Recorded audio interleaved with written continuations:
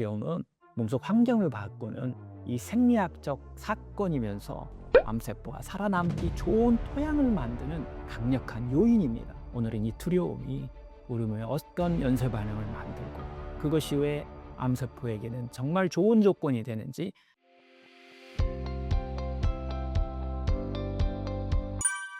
자기소개 부탁드립니다. 안녕하세요. 병원 없는 세상을 꿈꾸는 상원장입니다. 우리는 흔히 이렇게 생각하는 경우가 많아요. 병이 생기면 병원에 꼭 가야 된다.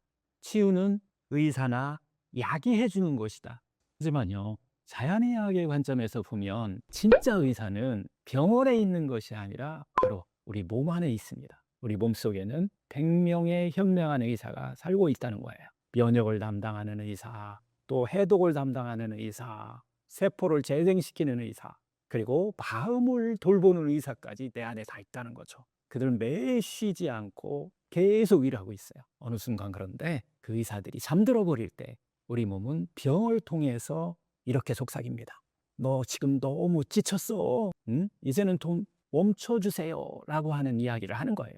오늘은 바로 내 안에 의사들을 방해하는 두 가지 커다란 적에 대해서 이야기를 하려 합니다. 하나는 마음의 독소, 즉 자기 비난과 어떤 두려움 같은 이런 부정적 감정의 독소를 비워내는 일이고요. 다른 하나는 이 환경의 독소, 우리 일상 속에 공기와 물, 음식, 생활 습관 속에 숨어 있는 눈에 보이지 않는 독소를 줄이는 일입니다. 현대의학은 오랫동안 이 지식의 세계 안에서 병을 바라봤어요. 검사 수치, 영상, 약, 치료 모든 걸 숫자와 데이터로만 판단을 하고 치료를 했죠. 하지만 의학적 검사 수치나 약으로 병을 고치려고만 계속 하게 되면 결국은 또 다른 병을 만들게 됩니다.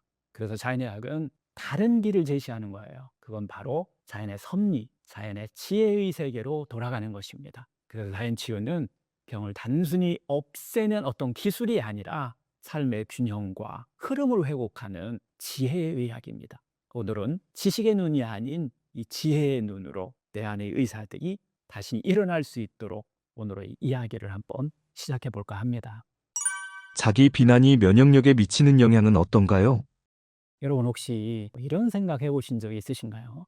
내가 뭔가를 잘못해서 병이 온 건 아닐까? 내가 조금만 더 조심했더라면 이렇게 되지 않았을 텐데. 아마 암 진단을 받은 분이라면 누구나 한 번쯤은 자기 자신을 탓한 경험이 있었을 겁니다. 그런데 놀랍게도 이 마음이 면역을 꺼버리는 스위치가 될 수 있다는 거예요. 많은 분들이 암 치료를 이야기할 때 음식, 운동, 잠자는 것 같은 이런 신체적인 것만 생각하는 경우가 많은데요.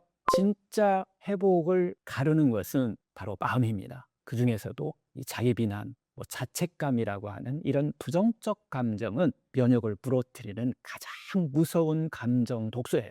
오늘은 자기 비난, 이 자책감이 내 몸속 의사들을 어떻게 잠들게 하는지, 그리고 왜 그것이 치유에 가장 걸림돌이 되는지를 함께 이야기해 보려 하는데요. 제가 만난 이 환자분들 중에 많은 분들이 이렇게 말합니다. 원장님, 다 제 탓이에요. 제가 관리를 잘했으면 이렇게 안 됐을 텐데. 또 가족에게 너무 짐이 돼서 너무 미안해요. 내 몸 하나도 지키지 못한 내가 너무 한심도 하고요. 이렇게 얘기하는 경우가 많은데요. 여러분도 혹시 이런 생각을 해보신 적 있으신가요? 내가 스트레스를 잘못 풀어서 이게 생긴 병인 것 같다. 내가 병원에 더 일찍 갔어야 했는데 아이들이 막 짐이 되고 말았다라고 하는 이런 생각들. 이렇게 스스로를 향한 비난의 말들은 단지 기분을 나쁘게 하는 데서 끝나지 않습니다. 이런 생각이 오래되면 몸은 이렇게 말합니다. 이 몸은 싸울 가치가 없다라고 이렇게 느껴진다는 거예요. 이젠 스스로를 지켜야 할 이유가 없다. 그렇게 면역은 서서히 힘을 잃고 내 안의 의사들은 일을 하지 않습니다. 의학적으로 보면 자기 비난은 단순히 기분이 우울한 수준을 넘어서 세 가지 차원에서 몸에 영향을 미칩니다. 첫 번째는 신경계에 영향을 미쳐요. 자율신경의 불균형 문제를 초래합니다. 자기 비난 상태는 몸을 긴장 모드, 교감신경 우위로 바꿔버리는 거예요. 그래서 혈관이 수축되고 소화는 억제되고 산소 공급이 줄어들게 됩니다. 결과적으로 세포 환경은 산성화가 되고 또 저산소 상태로 바뀌면서 이것은 암세포가 가장 좋아하는 환경으로 바뀌어버린다는 거예요.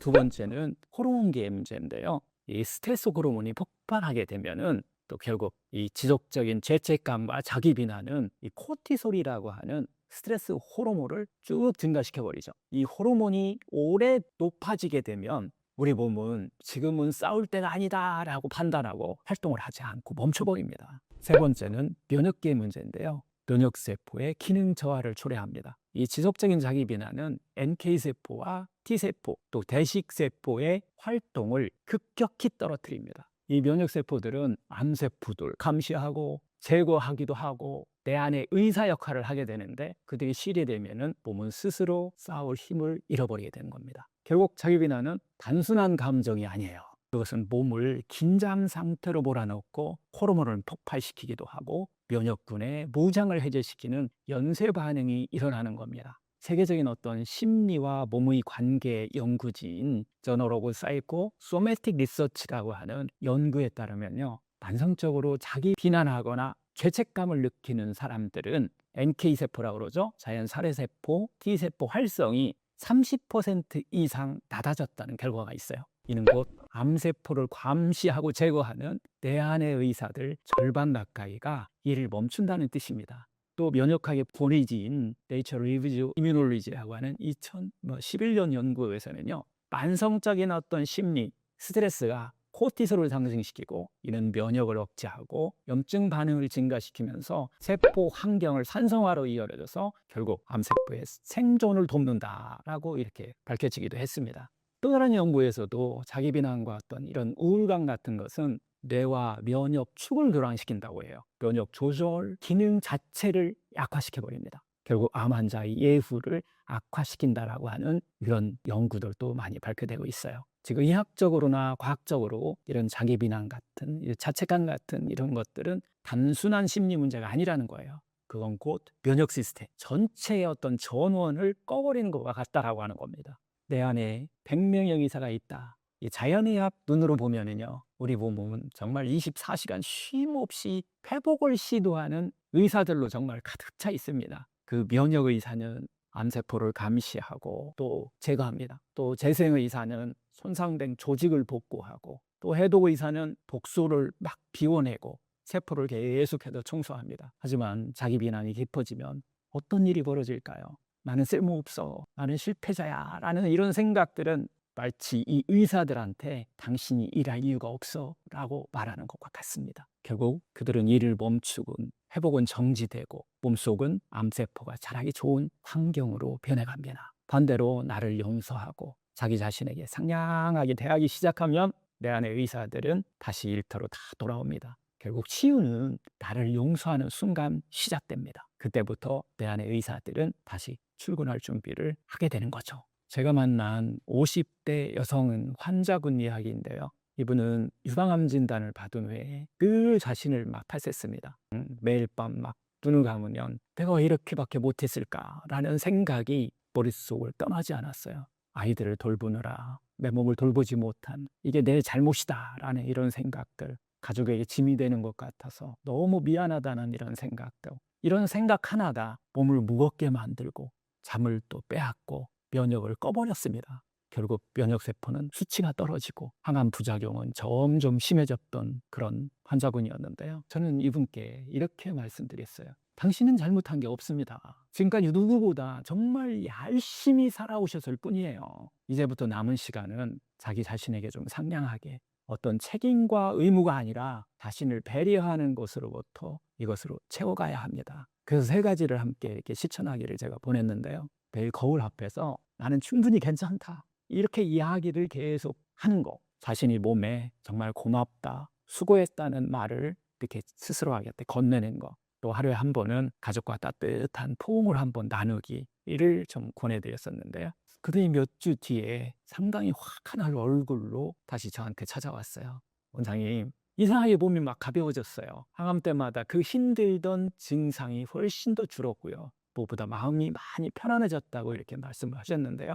결국 자기 비난을 내려놓자 면역이 다시 깨어나고 몸이 다시 회복의 길을 걷기 시작한 것입니다. 여러분, 병을 만드는 건 몸이 아니라 마음일 때가 많습니다. 그 중에서도 가장 무서운 적은 자기 자신을 향한 비난입니다. 치유는 생각보다 단순합니다. 나를 책망하는 대신 나를 좀 위로하기. 과거를 후회하는 대신 지금 이 순간을 좀 돌보기. 왜가 아니라 지금부터를 선택하기. 자기 비난이 멈추는 순간 내 안에 100명의 의사가 다시 일하기 시작합니다. 그리고 놀라운 몸의 변화, 회복력이 다시 회복된다는 거예요. 오늘 하루 거울을 보면서 이렇게 한번 말해보세요. 나는 잘못된 게 아니야. 나는 지금도 충분히 소중한 사람이야. 그 말 한마디가 내 몸의 의사들에게 다시 일어날 힘을 줍니다. 병에 걸리는 사람들의 특징이 있나요? 우리는요, 아프고 나약해졌을 때 무의식 중에 자신을 향해서 이런 말을 내뱉곤 합니다. 내가 왜 이렇게밖에 못 살았을까? 가족들의 민폐만 막 끼치네? 나는 이제 끝났어. 이렇게 아무렇지 않게 내뱉은 말 같지만은 이 말은 뇌를 자극하고 뇌는 또 몸의 면역과 호르몬 시스템을 움직이는 스위치 역할 같은 것을 문제를 일으키게 된다는 거예요. 그리고 그 말 한마디가 내 안에 100명의 의사를 정말 일하게도 하고 멈추게도 하는 거죠. 오늘은 암 환자분들이 가장 자주 하는 이 자기 비난과 이 두려움의 말, 그리고 그 말이 몸속에서 어떤 변화를 일으키는지 함께 이야기를 해볼까 합니다. 제가요, 환자분들을 상담하다 보면 정말 놀라운 만큼 이 비슷한 말들을 반복해서 듣게 되는데요. 이런 얘기들이에요. 원장님, 다 제 탓이에요. 내가 더 조심했어야 했는데 가족한테 미안해서 얼굴을 못 보겠어요. 나는 이제 쓸모없는 사람이에요. 앞으로 뭐가 달라지겠어요? 소용없어요. 이 말들은 단순한 푸념이 아닙니다. 한 사람의 몸을 부러뜨리는 감정의 독소입니다. 예를 들어 볼까요? 나는 쓸모없는 사람이야. 이 말은요, 뇌에게 지금은 싸울 가치가 없다고 신호를 보내는 거예요. 그 신호는 자율신경을 교란시키고 면역 세포를 잠재우게 됩니다. 또 앞으로 또 뭐가 달라지겠어? 이 말은 회복의 의지를 꺼버립니다. 몸은 치유의 에너지를 생산하지 않고 재생, 해독 시스템도 다 느려지게 돼 있어요. 결국 말은 생각을 만들고 이 생각은 신경계를 움직이게 되고 그 신경계는 면역 시스템을 총지휘합니다. 이 심리학과 이 면역학이 만나게 되면 한 가지 결론에 이르게 됩니다. 말이 곧 세 가지 생리 반응을 일으킨다는 거예요. 첫째는 뇌 신경 반응인데요.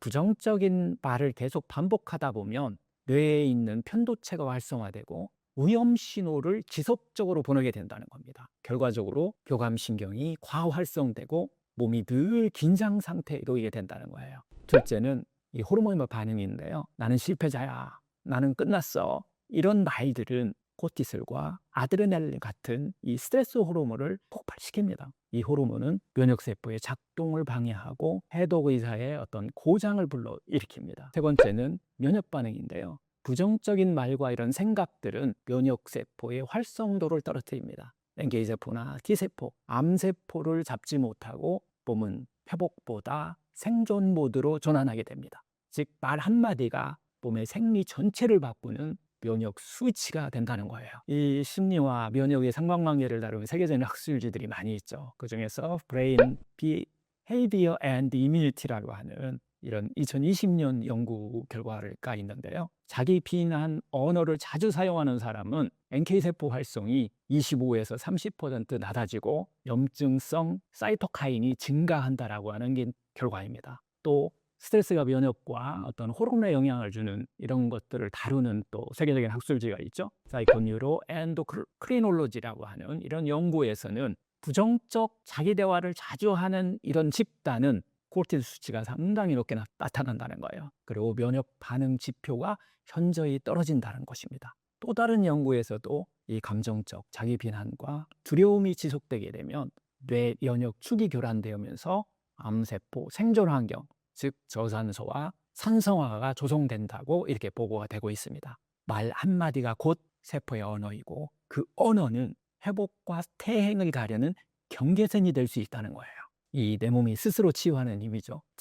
자연의학적인 시선으로 보게 되면 우리 몸 안에 100명의 의사는 늘 귀를 열고 있습니다. 괜찮아, 다시 해보자라고 하는 이 말 한마디에 이 면역의사가 활동을 시작하고 재생의사가 건강한 세포를 재생하기 시작합니다. 하지만 나는 가치 없어 라는 이 말에는 그들이 소리를 딱 덮고요, 그냥 잠을 자버립니다. 이렇게 우리 몸은 말 한마디에 반응한다는 거예요. 희망의 언어를 들으면 희망 프로그램을 가동하고, 절망의 언어를 들으면 치유의 계획을 멈춰버립니다. 말은 약이 될 수도 있고 또 독이 될 수도 있다는 거죠. 그리고 그 약을 만들 수 있는 사람은 바로 자기 자신입니다. 어느 환자분 이야기인데요. 유방암 진단을 받은 60대 여성 환자분이 계셨어요.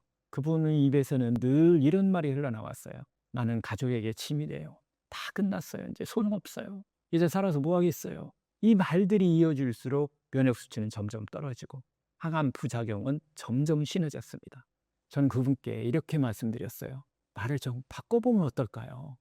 진이 아니라 사랑하는 가족의 이유다. 이렇게 한번 바꿔보시고요. 끝이 아니라 지금부터 시작이라고. 그리고 작은 실천을 한번 보내드렸습니다. 하루에 3번 아침 저녁으로 나는 괜찮다는 말을 이야기하기. 하루에 한 번은 고맙다는 말을 내 몸에게 이렇게 말해주기. 하루에 한 번 또 나는 지금도 사랑받는 사람이다 라는 것을 소리내어 나한테 말해주기. 이분도 몇 주가 지나자 몸이 확 달라지기 시작했습니다. 몸이 좀 가벼워지고 피로도 줄고 밤에 잠을 자기 시작했다고 해요. 무엇보다 마음이 편안해진 것이 가장 큰 변화였습니다. 이 말 한마디가 바뀌자 몸 전체가 반응한 거예요. 그 말이 곧 면역을 깨우는 신호였던 거죠. 몸을 바꾸는 건 거창한 치유법이 아닐지도 모릅니다. 때로는 입 밖으로 내는 자신의 말 한마디, 이런 말들이 약보다 강력한 치유제가 될 수 있습니다. 나는 실패자가 아니야. 나는 아직 할 수 있어. 지금부터 다시 시작이야. 이 말들은 내 안에 면역 의사들을 깨울 수 있고요. 몸속 치유 프로그램의 스위치를 켜는 언어들입니다. 오늘 하루 자신에게 상냥하게 스스로에게 한마디를 한번 선물해 보세요. 나는 괜찮아. 나는 지금도 충분히 소중해. 그 말이 자신 안의 의사들을 깨우고 몸을 다시 회복의 길로 이끌어 줄 겁니다. 두려움이 암세포에 미치는 영향은 어떤가요? 여러분 혹시 이런 경험이 있으신가요? 병원에서 진단을 받고 난 뒤 머릿속을 떠나지 않는 말이죠. 혹시 더 나빠지면 어쩌지? 재발하면 어떡하지? 내가 죽는다면 가족은 어떻게 될까? 이런 생각이 한번 스치면 머릿속은 하루 종일 그 걱정으로 가득 차게 돼 있습니다. 숨이 짧아지고 잠이 오지 않고 몸이 점점 더 약해지는 그런 느낌마저 들게 되죠. 많은 분들이 그건 그냥 마음의 문제라고 이렇게 말하지만은 사실 이 두려움은 단순한 감정이 아닙니다. 두려움은 몸속 환경을 바꾸는 이 생리학적 사건이면서 암세포가 살아남기 좋은 토양을 만드는 강력한 요인입니다. 오늘은 이 두려움이 우리 몸에 어떤 연쇄 반응을 만들고 그것이 왜 암세포에게는 정말 좋은 조건이 되는지 하나씩 한번 이야기를 해보도록 하겠습니다. 제가 상담을 하다 보면 정말 많은 분들이 이런 말씀 하세요. 원장님, 하루 종일 저는 다 정말 공포스럽습니다. 혹시 재발할까가 작은 통증에도 불안해서 막 잠을 못 자요.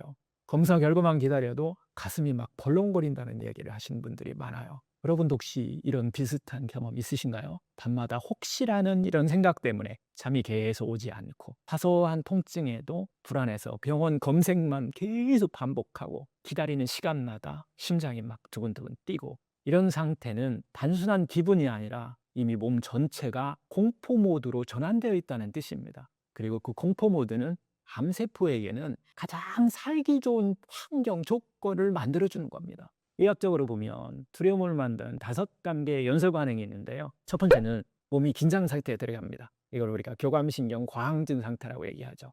두려움을 느끼면 뇌의 편도체 역시 이것이 즉시 비상신호를 보내게 돼 있어요. 심장이 그래서 빨리 뛰고 혈관이 수축하고 근육은 막 긴장하게 돼 있습니다. 이 상태가 잠깐이라면서 괜찮아. 하지만 문제는 만성화될 때. 두 번째는 혈관 수축 단계예요. 혈류가 막히고 또 산소가 줄어드는 단계인데요. 긴장 상태가 길어지면은 모세혈관이 계속 수축합니다. 혈관이 그래서 수축함으로 인해서 손발이 차가워지고 세포로 전달되는 산소와 영양이 줄어들게 됩니다. 저산소 환경이라고 그러죠. 암세포가 가장 좋아하는 조건이죠. 세 번째는 소화 기능 억제 단계입니다. 건강한 세포에 에너지가 공급되지 못한다라고 하는 이런 문제가 생기는 단계예요. 이 두려운 상태에서 몸은 싸우거나 도망가는 생존 모드에 집중하게 돼 있습니다. 그러므로 인해서 소화 기능이 약해져요. 소화 기능이 멈추고 장내 미생물은 균형이 깨져요.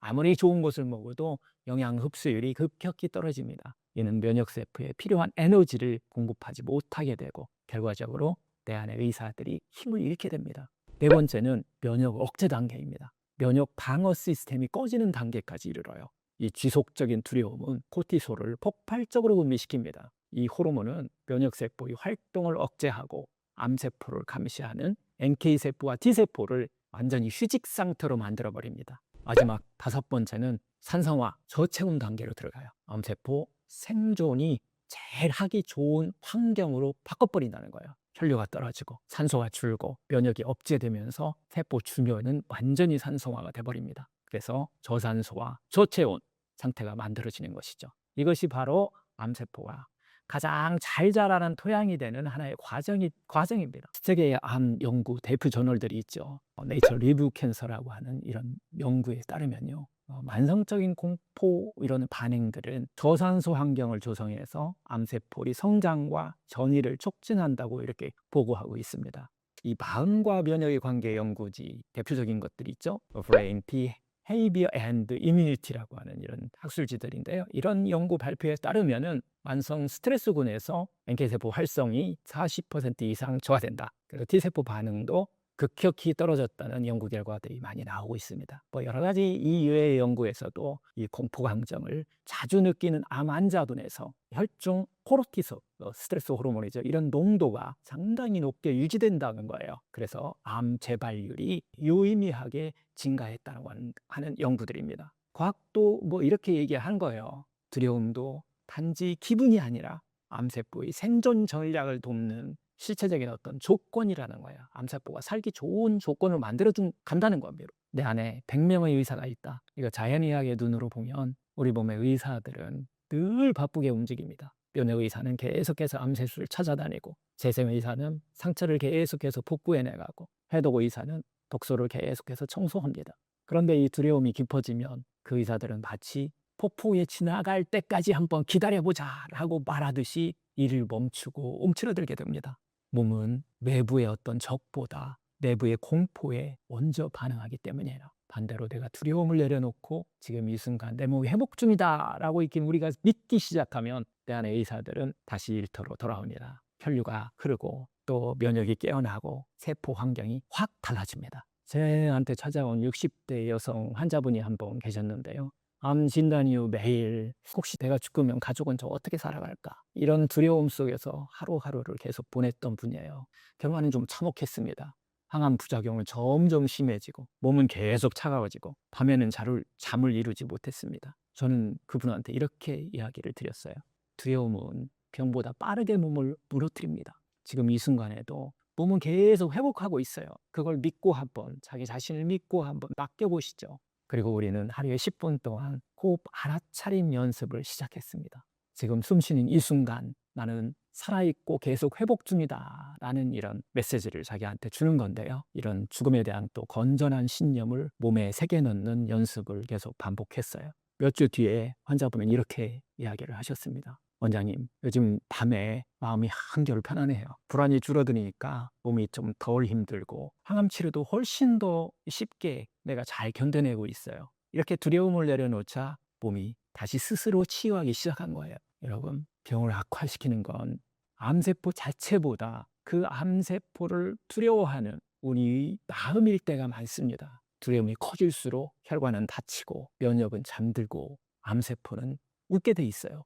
하지만 두려움을 내려놓는 순간 혈류가 열리고 산소가 또 공급되고 암세포는 더 이상 머물 수 없는 환경으로 바뀝니다. 오늘 하루 이런 말을 스스로에게 한번 건네보세요. 나는 지금도 계속 회복하고 있다. 내 몸은 나를 지키기 위해 쉬지 않고 일하고 있다. 이 말 한마디가 두려움의 족쇄를 풀고 내 안에 100명의 의사들을 다시 신나게 일을 시작하게 만들어 줄 것입니다. 스스로 자기를 비난했던 암 환자에게 무슨 말을 해주셨나요? 오늘은 조금 다른 이야기를 한번 해보려 합니다. 이론도 연구도 아니에요. 제가 직접 만났던 한 환자분의 진짜 이야기입니다.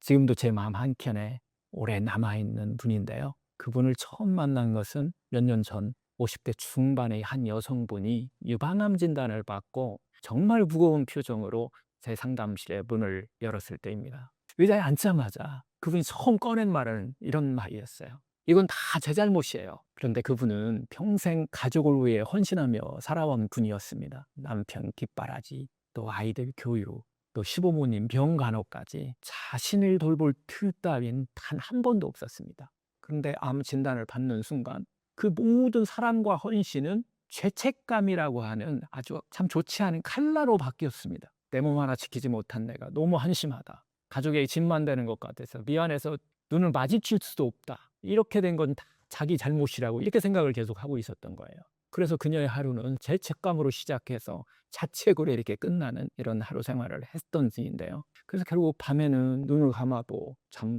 잘 수가 없고 식사도 제대로 잘 밥맛도 뚝 떨어져 있는 상태였죠.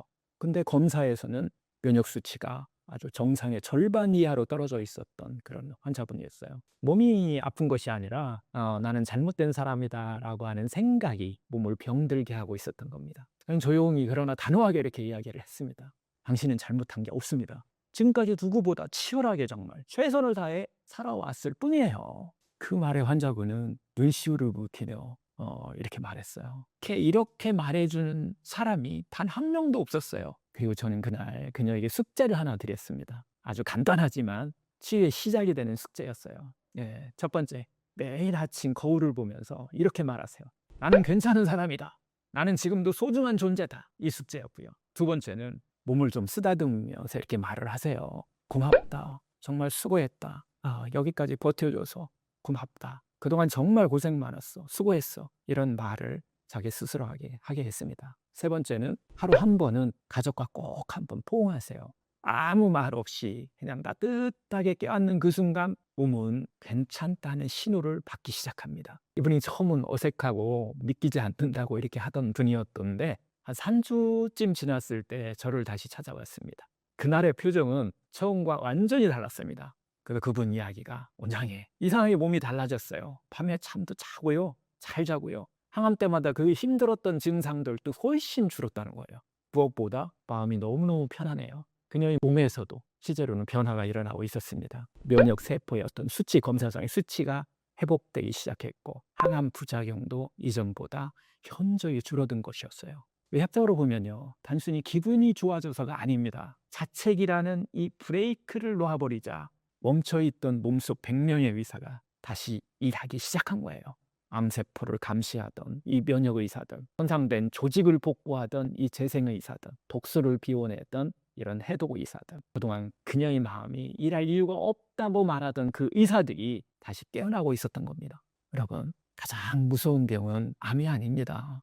가장 깊은 병은 내가 나를 미워하는 자책의 마음입니다. 몸이 스스로 치유할 수 있는 힘을 가지고 있어도 나는 쓸모없다, 나는 실패자다 라는 생각이 그 힘을 꺼버리게 된 이유가 되는 거예요. 치유는 거창한 치유에서 시작되지 않습니다. 그 시작은 아주 작고 조용한 한마디에서 시작합니다. 나는 괜찮은 사람이다. 나는 지금도 소중한 존재다. 그 말 한마디가 내 안의 의사들에게 다시 일어나는 힘을 주고 그 순간부터 몸은 다시 살아 움직이기 시작합니다. 오늘 이 영상을 보신 여러분, 혹시 지금도 자신을 탓하고 계시지는 않으신가요? 그렇다면 이렇게 한번 말해보세요. 나는 잘못된 게 아니야. 이제부터 나 자신에게 상냥하게 대해줄게. 지금까지 잘 버텨준 나에게 고맙다고 이렇게 내가 말을 해줄게. 그 말이 바로 치유의 시작이고 그 순간부터 당신의 몸은 다시 회복을 향해서 걷기 시작할 겁니다. 자책과 두려움에서 빠져나올 수 있는 방법이 있나요? 여러분, 혹시 이런 생각 오늘 또 하고 계신가요? 다 내가 잘못한 탓이야. 이 병은 내가 만든 벌이야. 앞으로 어떻게 될지 너무 무서워. 많은 분들이 몸이 아픈 이유를 나 때문이라고 단정짓고 미래에 대한 공포를 벌처럼 받아야 하는 운명이라고 생각하는 경우가 많습니다. 하지만 꼭 기억하셔야 됩니다. 그런 생각은 절대 치유를 돕지 않습니다. 오히려 몸의 회복력을 끊어버리는 가장 강력한 브레이크가 될 수 있습니다. 이 시간에는요, 자책과 두려움이라는 이런 감정의 늪에서 어떻게 빠져나올 수 있는지, 그리고 그 순간 우리 몸속 100명의 의사들이 어떻게 다시 깨어나는지를 아주 구체적인 방법과 함께 한번 이야기해 볼까 합니다. 제가 만난 환자분들은 치료 초기에 이런 말을 자주 합니다. 원장님, 이건 제 벌 같아요. 내가 그렇게 화를 많이 내지 않았더라면 내가 이런 병에 안 걸렸을 건데, 가족을 힘들게 하지 않았더라면 내가 이런 병에 안 걸렸을 건데. 그 감정의 시작은 후회로 시작되지만은 시간이 지날수록 두려움으로 바뀝니다. 혹시 재발하면 어쩌지? 이 병 때문에 가족이 무너지는 건 아닐까? 그렇게 마음은 과거와 미래를 오가면서 현재를 잃어버리게 된다는 거예요. 그리고 그때 몸속에서는 아주 무서운 변화가 일어납니다. 면역세포는 활동을 멈추고 혈관은 수축되고, 혈관이 수축되면서 몸이 차가워져요. 면역세포는 싸울 힘을 잃어버립니다. 그래서 자책과 두려움에서 벗어나는 일은 단순한 심리치유가 아닙니다. 몸이 다시 살아나는 시작점이 될 수 있다는 거예요. 의학적으로 보면요, 자책과 두려움은 뇌에서요 같은 회로를 자극합니다. 그리고 그 회로가 활성화될 때 다음과 같은 세 가지 일이 일어납니다. 첫째, 자율신경이 무너질 수 있어요. 불균형이 나타납니다. 교감신경이 과활성돼서 혈관이 수축된다는 거예요. 그러면 소화 흡수가 떨어지고 면역세포 이동도 억제됩니다. 둘째는 스트레스 호르몬이 폭발한다는 겁니다. 코르티솔, 아드레날린이 과다 분비되어서 면역세포에게 이 명령 체계가 마비된다는 거예요. 암세포 감시 능력이 뚝 떨어집니다. 세 번째는 세포 환경의 변화입니다. 저산소, 저체온, 산성화가 진행되면서 암세포가 살아남기 좋은 토양이 만들어진다는 거예요. 결국 이 자책과 두려움은 단순한 감정이 아니라 건강한 세포 환경을 병이 자라기 좋은 환경으로 바꾸는 어떤 생리적 사건들이라는 거예요. 이 마음과 면역의 관계를 다루는 국제학술지라고 그랬죠. Brain Behavior and Immunity라고 하는 2020년 연구예요. 만성적인 두려움 상태에 있는 환자군은 NK세포 활성이 최대 40% 감소한다. 그리고 항암 치료 효과도 낮아진다는 결과를 보고했죠. 세계 면역학 분야에서 가장 권위 있는 학술지 중 하나인 이 Nature Reviews Immunology 이 연구에서는 부정적 감정의 장기화는 면역 억제, 염증 반응 증가, 세포 내 산소 공급 저하를 일으켜서 암세포의 생존 환경을 강화한다라고 이렇게 연구 결과를 밝혔습니다. 과학도 이미 이렇게 말하고 있는 거예요. 감정은 몸의 화학 반응이다. 그리고 그 화학 반응은 암세포의 운명까지 바꿀 수 있다는 겁니다. 내 안에 의사, 100명의 현명한 의사가 있다. 이 자연의학 관점에서 보면 몸을 치유하는 것은 약도 수술도 아닙니다. 가장 먼저 해야 할 일은 감정의 독소를 빼내는 것입니다. 제가 수많은 환자분들과 함께 실천했던 이 자책과 두려움에서 빠져나오는 3단계 연습법을 오늘 좀 이야기를 해드릴 건데요. 첫 번째는 책임이 아닌 자신에게 상냥한 언어를 선택하라는 거예요. 거울을 보면서 하루에 한 번 이렇게 한번 말해보세요. 나는 잘못된 게 아니야. 나는 내 삶을 최선을 다해 그냥 살아왔어. 이제는 나를 벌 주는 대신 내 스스로를 돌볼 시간이야. 그 말 한마디가 면역세포를 깨우는 신호가 될 수 있습니다. 둘째, 몸에 고맙다는 말을 좀 자주 하세요. 자책하는 사람들의 공통점은 미안하다고만 말하는 경향이 많아요. 하지만 몸은 미안하다보다는 고맙다는 말에 훨씬 강하게 반응합니다. 그래서 심장아, 오늘도 끼워줘서 고마워. 가나, 지금까지 해독하느라 수고 많았어. 면역아, 매일 싸워줘서 고맙다. 몸을 고맙게 여기는 마음이 생기면 몸은 다시 살아갈 이유를 찾습니다. 셋째, 작은 실천을 통해서 지금으로 좀 돌아오세요. 자책과 두려움은 대부분이 과거와 미래에서 옵니다. 현재로 돌아오는 가장 쉬운 방법을 한번 훈련해 보세요. 이것이 바로 호흡입니다. 하루에 10분 들이쉬고 내쉬는 숨에만 한번 집중해 보세요. 생각이 올라오면 그냥 흘려보내고 호흡으로 다시 돌아옵니다. 지금 숨 쉬는 지금 이 순간을 관찰하는 거죠. 그래서 호흡이 절대 배신하지 않는 가장 친구가 되는 거예요. 그럴 때 호흡으로 친구 삼아 한번 해보세요. 이 연습이 습관화되면은 생각이 이제 멈춰지고 몸은 다시 회복의 속도를 되찾기 시작합니다. 이 방법을 통해서 놀라운 변화를 경험한 이 환자분들이 아주 많은데요. 그중 한 분이 이렇게 저한테 얘기해요. 원장님, 이상하게 항암제가 전보다 훨씬 더 잘 듣는 것 같다. 그리고 또 밤에 잠이 너무 잘 온다. 그래서 몸이 좀 덜 붓는 것 같고 피로도 확 줄었다고. 무엇보다도 자기 자신이 이제 싫어지지 않는다는 거예요. 싫지 않다는 거예요.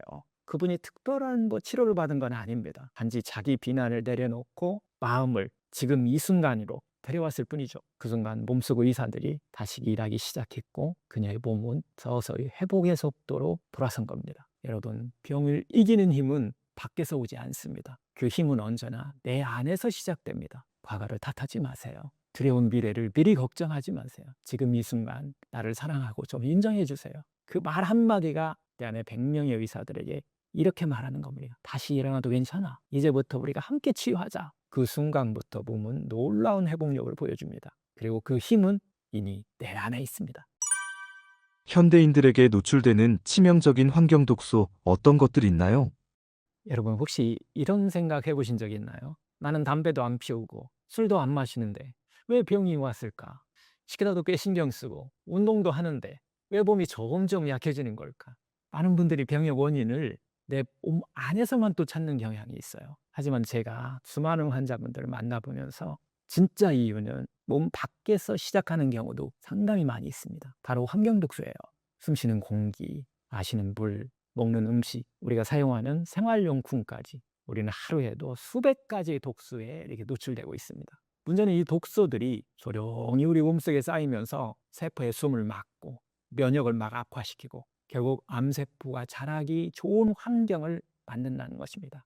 오늘은 우리가 일상에서 매일 마주하는 어떤 독소에 어떤 것들이 있는지, 그리고 그것이 어떻게 내 안의 의사들을 잠재우는지에 대해서 하나씩 한번 살펴보겠습니다. 우리는 막연하게 괜찮을 거야 라고 이렇게 생각하며 살아갑니다. 깨끗한 물을 마시고 건강식품을 챙기고 좋은 공기를 마신다고 우리가 이렇게 믿고 살아가지만은 우리가 현대인들의 일상을 보면 이미 보이지 않는 오염 속에 둘러싸여 있습니다. 아침에 바르는 우리가 화장품, 치약 속에 들어있는 이 파라벤과 프탈레이트 같은 이런 화학성분들이죠. 그리고 플라스틱 컵과 이 포장 용기에 스며 나오는 이런 환경 호르몬들, 그리고 가공식품 속에 들어있는 보존제와 이런 색소들, 우리가 깨끗하다고 믿었던 이 생수 속에 미세 플라스틱, 그리고 출퇴근길 숨쉬는 어떤 공기 속에 들어있는 이 초미세먼지라고 그러죠. 이런 것들과 디젤에서 나타나는 배출물질, 이런 독소들까지 하루 일상만 돌아봐도 우리는 이미 100가지가 넘는 독소에 노출되고 있습니다. 의학적으로 보면 환경 독소는 크게 다음 3가지 경로를 통해서 몸속으로 들어오는데요. 첫 번째는 중금속 형태로 우리 몸속으로 들어와요. 다 아시다시피 수은, 납, 카드뮴, 알미늄 등이 대표적으로 우리가 중금속 독소죠. 이것은 바로 이 수산물, 바다에서 잡는 고기, 육지에서 잡는 고기도 마찬가지, 이런 곳에서 이 수도관, 오래된 수도관에서도 또 그렇고 공장의 매연 같은 거, 또 일부에서는 치과 아말감 같은 것을 통해서도 유입되기도 합니다. 이들은요, 신경계와 면역계를 직접 손상시킵니다.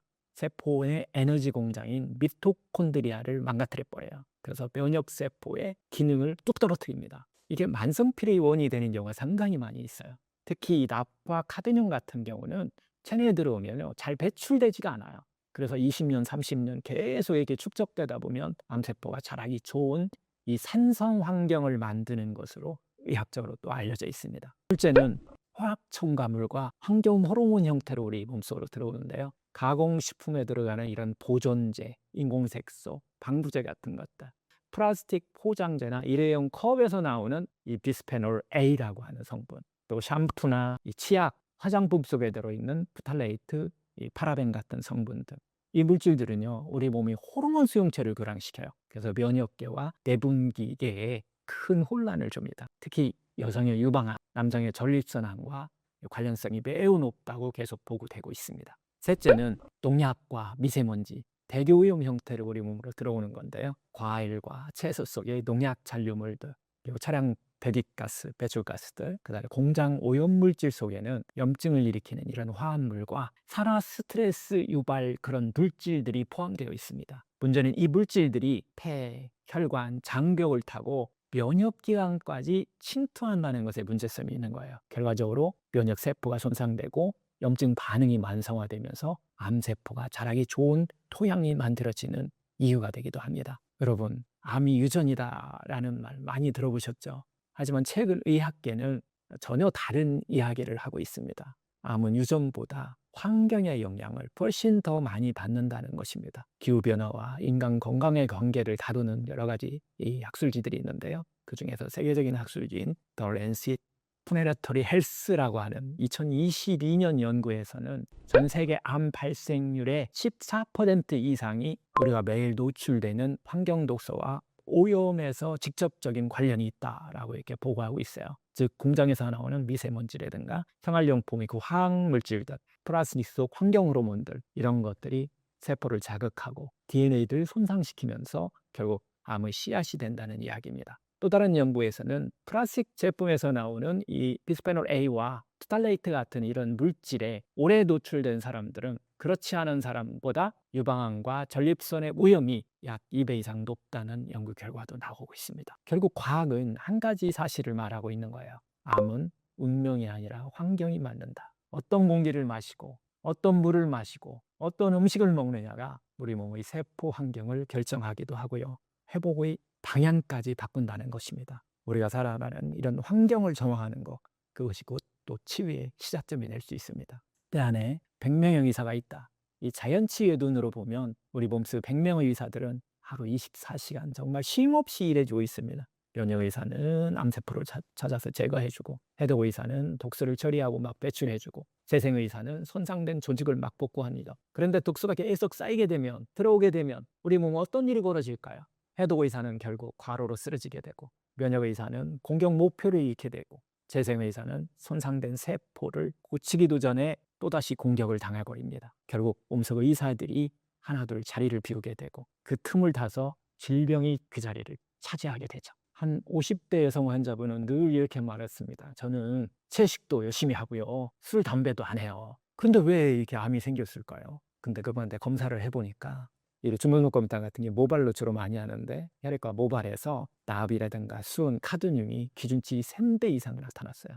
이 수년간 사용한 이 플라스틱 용기들, 아무 생각 없이 우리가 사용했던 이런 것들이죠. 매일 사용한 치약과 이런 화장품들, 심지어 매일 마시던 어떤 수돗물, 생수까지 모든 것이 독소의 원인이 될 수도 있다는 거예요. 환경 독소를 줄이는 이 생활을 시작하고 그리고 나서 몇 달 뒤에 면역 수치가 변화가 일어났어요. 피로와 염증 수치도 눈에 띄게 이렇게 내려갔습니다. 몸을 해치는 것은 거창한 습관이 아닌 경우도 종종 많이 있습니다. 매일 아무렇지 않게 반복하는 작은 노출이 쌓여서 만들어진 결과가 우리를 이렇게 힘들게 하는 경우도 있다는 거예요.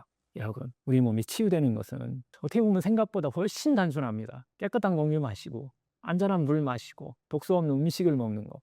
이 단순한 이 세 가지가 내 안에 100명의 의사를 살려내기도 할 수 있다는 거죠. 그리고 그때부터 몸은 다시 스스로 치유하기 시작한다는 거예요. 오늘부터 작은 실천을 한번 시작해 보세요. 플라스틱 대신 유리용기 쓰기, 가공식품보다 자연식품 선택하기, 공기, 물, 생활용품의 그런 것에서 독소를 좀 줄이기. 이 작은 변화가 세포 환경을 바꾸고 면역을 되살리고 암세포가 설 자리를 없애는 시작이 될 수 있습니다. 몸속 누적된 환경 독소는 어떤 영향을 미칠까요? 여러분 혹시 이런 경험이 있으신가요? 예전보다 감기가 잘 걸리는 것 같은 거, 피부가 자주 좀 가렵고 이유 없이 막 염증이 생기는 거, 또 항상 피곤하고 상처도 잘 낫지 않는 경우. 사람들은 흔히 이런 증상들을 면역력이 약해서라고만 생각합니다.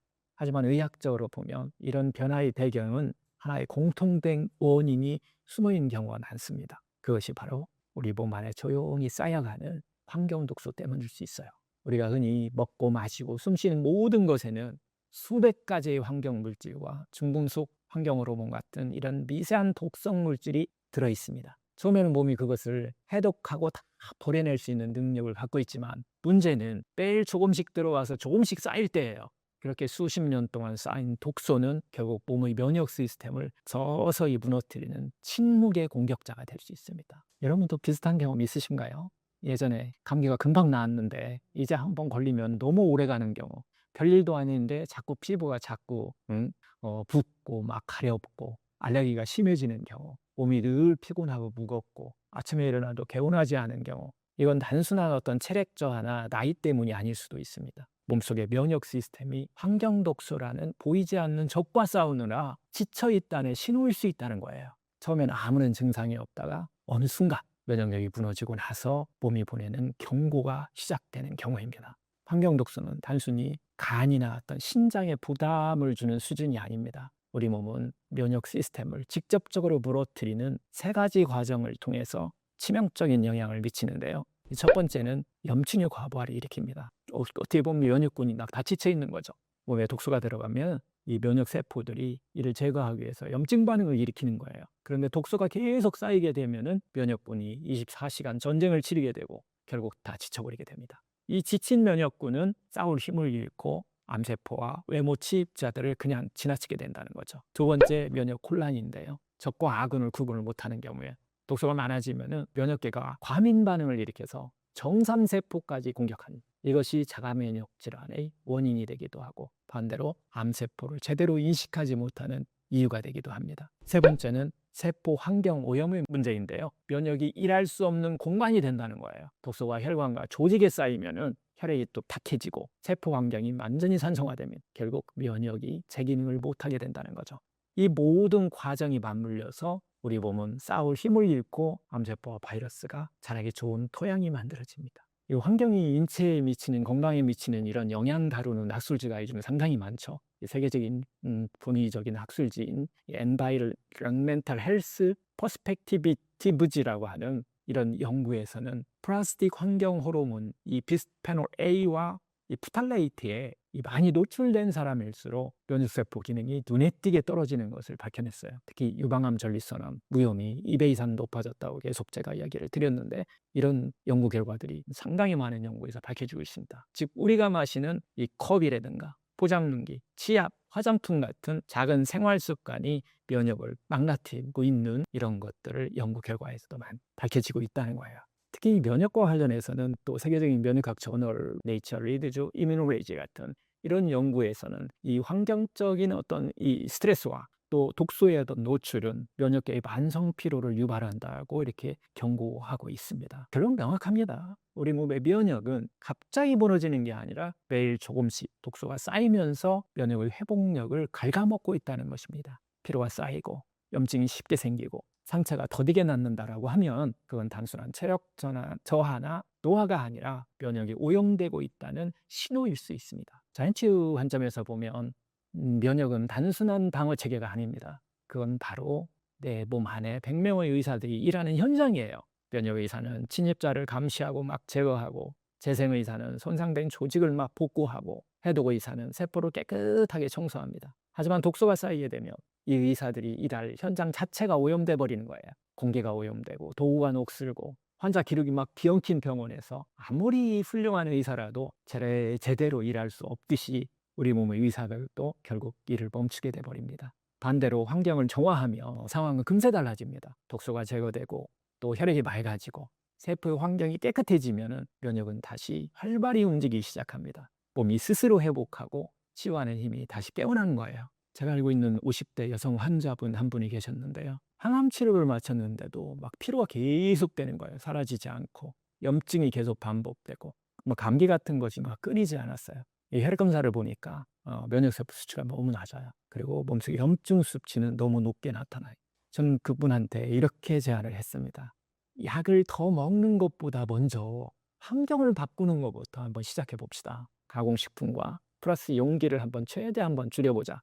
그리고 또 정수 필터를 자주 교체해서 깨끗한 물을 좀 마시고, 집안의 공기청정 어떤 식물 같은 것도 좀 키우고, 환기도 자주 시키고, 또 매일 아침 기상시에는 미지근한 생수 한 그릇, 그리고 또 사과 당근 해독 주스를 한 잔씩 매일 같이 한번 마셔보자라고 이렇게 얘기했는데요. 처음엔 이게 무슨 효과 있을까라고 하시던 그런 분이었는데 몇 주가 지나자 몸이 확 달라졌어요. 예전보다 피부니 훨씬 덜해지고 피부가 또 맑아지고 깨끗해지고 아침에 몸이 훨씬 더 개운해졌다고 얘기를 하세요. 이렇게 환경을 바꾸자 면역이 다시 깨어났고 몸은 스스로 회복의 길을 걷기 시작한 겁니다. 환경 독소는 눈에는 보이지 않아요, 잘. 하지만 우리 몸의 면역 의사들을 조용히 마비시키는 가장 무서운 적입니다. 감기에 자주 걸리고 상처가 잘 낫지 않고 늘 피곤하고 염증이 막 계속해서 반복된다면 그건 면역이 약하다는 뜻이 아니라 면역세포가 일할 환경이 없다라고 하는 뜻입니다. 오늘부터 작은 선택을 한번 시작해 보세요. 플라스틱 용기 좀 줄이시고 유리용기 좀 대신 사용하시고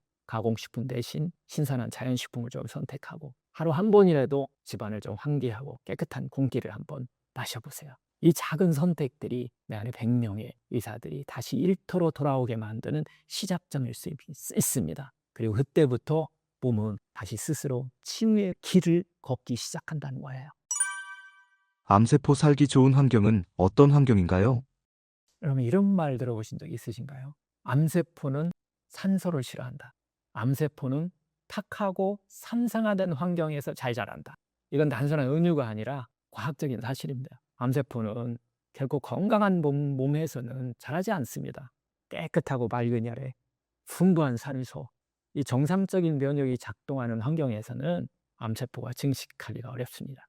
그런데 혈액은 탁해지고 산소는 부족해지고 세포 주변은 막 산성화되고 그러면 암세포에게는 정말 살기 좋은 집이 마련되는 것과 똑같아요. 오늘은 바로 이 이야기, 왜 환경 독소가 암세포의 천국을 만들어 버리는가를 함께 한번 풀어볼까 합니다. 제가 환자들에게 자주 듣는 말이 있습니다. 손발이 얼음장같이 차갑다. 자꾸 다리가 붓는다. 호흡이 짧고 늘 피곤하다.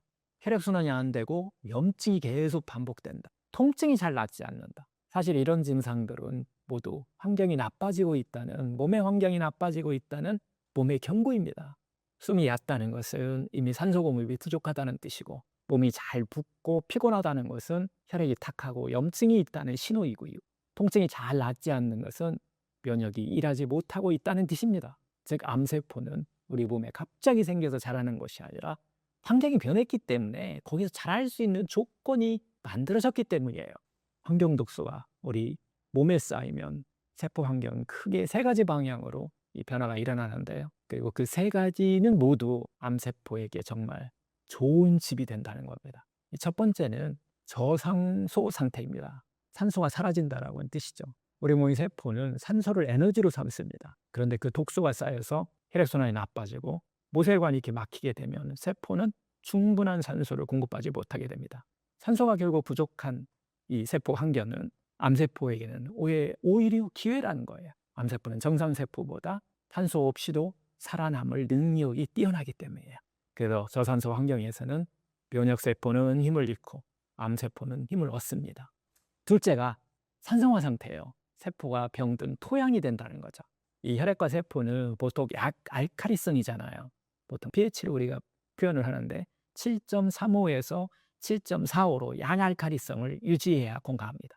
하지만 환경 독소가 많아지게 되면 염증 반응이 증가하고 대사산물이 축적되면서 혈액은 점점 산성화됩니다. 산성 환경은 정상세포에게는 치욕적이지만은 암세포에게는 바로 성장 촉진제 역할을 한다는 거예요. 실제로 암세포는 약산성 환경에서 증식 속도가 훨씬 더 빨라집니다. 셋째가 염증 상태인데요. 암세포의 성장 물질이 공급된다는 겁니다. 이 독소는 면역의 반응을 과잉 자극해서 만성 염증을 유발하고 일으켜요. 그 염증이 바로 단순한 반응이 아니라 암세포의 성장 신호라는 뜻입니다. 이 염증 물질, 이 사이토카인은 혈관을 새로 막 이렇게 만들기도 하고 영양분을 또 보내고 암세포가 더 빠르게 이렇게 막 퍼지도록 돕는 역할을 한다는 거예요. 정리를 하자면 저산소는 암세포가 생존하기 쉬운 환경 만들고, 산성화는 암세포의 성장 촉진하고, 염증은 암세포가 퍼지는 길을 열어줍니다. 이 세 가지는 결국 하나로 연결되어서 암세포에게 완벽한 성장 조건을 제공하게 되는 거라는 거죠. 세계 암 연구의 대표 저널이 있죠. 네이처 리뷰 캔서라고 하는 이 연구에서는요, 환경 독소에 의해 발생하는 이 만성염증은 암세포의 돌연변이 발생률을 높이고 종양의 성장과 전이를 촉진한다라고 이렇게 과학도 이렇게 밝혀내고 있습니다. 암의 전이 과정을 심층적으로 다루는 국제 종양학 리뷰 저널 캔서 메타시스 리드즈라고 하는 이 연구에서는요, 저산소 환경에서는 T세포, NK세포 같은 이런 면역세포의 기능이 현저히 떨어지고 암세포는 더 빠른 속도로 증식한다는 이런 연구 결과를 발표하기도 했습니다. 과학이 말하는 결론은 딱 이것도 하나입니다. 암세포는 저산소, 그 다음에 산성, 염증 환경에서 가장 잘 자란다라고 하는 거예요. 독소를 방치하는 것은 암세포의 집을 새로 지어주는 것 같다라는 뜻입니다. 자연의학에서 관점에서 보면 몸 안의 환경은 단순히 혈액 수치나 pH의 어떤 숫자 이상의 의미를 갖고 있습니다. 그건 꼭 내 안의 의사들이 일할 수 있는 공간이냐 아니냐라고 하는 거예요. 깨끗한 혈액, 풍부한 산소, 적절한 면역 반응이 유지되는 환경에서는 내 안의 의사들이 제 역할을 다해서 암세포는 달붙일 곳이 없습니다. 하지만 독소가 쌓이고 산소가 부족하고 염증이 커지면 그 의사들은 일할 수 없는 전쟁터 한가운데 이렇게 놓이게 된다는 거예요. 그래서 자연의학의 핵심은 단순합니다. 암세포를 없애는 것이 아니라 암세포가 살 수 없는 환경을 만들어주는 거예요. 깊은 호흡을 하고, 그럼 산소 공급량이 충분히 많아지겠죠. 피를 맑게 하고 세포의 어떤 토양을 바꿔주는 순간 몸이 스스로 치유의 방향으로 움직이기 시작합니다. 60대 어떤 남성 환자분 한 분 사례인데요. 폐암 수술을 받은 뒤에 이분은 "제발 위험이 높다."라고 하는 그 말을 듣고 항상 늘 불안하셨던 그런 분이었어요.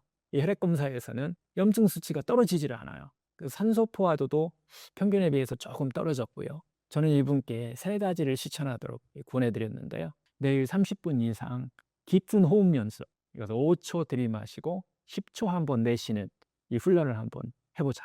그리고 모세혈관 지압법으로 혈액순환을 도와줌으로 인해서 산소의 어떤 공급을 좀 한번 늘려주자. 그리고 채소와 발화현미 위주의 식단으로 이 산성화된 몸을 알칼리화를 좀 바꿔주자라고 하는 이 3가지 제안을 해드렸는데요. 처음엔 변화가 상당히 더뎠는데 3개월 정도가 지나자 혈액의 수치가, 염증 수치가 눈에 띄게 좋아진 것을 확인했고요.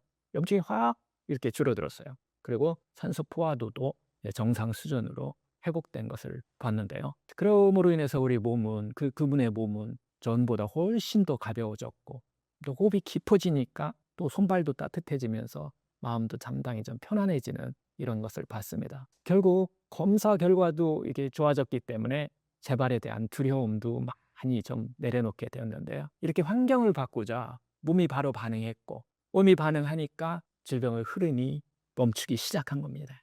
여러분, 암세포는 단순히 세포 하나의 문제가 아닙니다. 그건 환경이 만든 결과물이에요.